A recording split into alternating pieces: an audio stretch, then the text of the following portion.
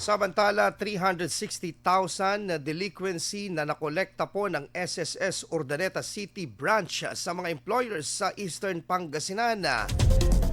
Alamin po natin ang detalye ng balitang yan. Kasama natin Idol Jam Victorio. 104.7 IFM Report. Umabot ng 360,158 pesos and 43 cents ang nakolekta ng SSS Urdaneta City Branch sa isinagawang Run After Contribution Evaders o RACE campaign na ikinasa sa ilang bayan sa Eastern Pangasinan ngayong taon.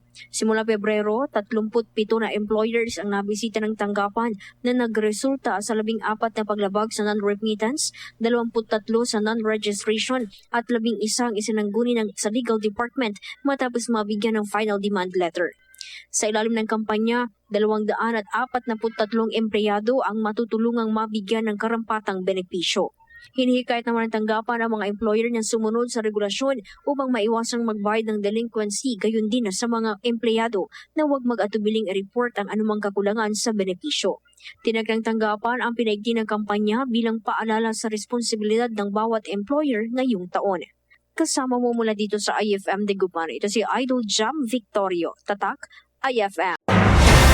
IFM News. IFM News. IFM News.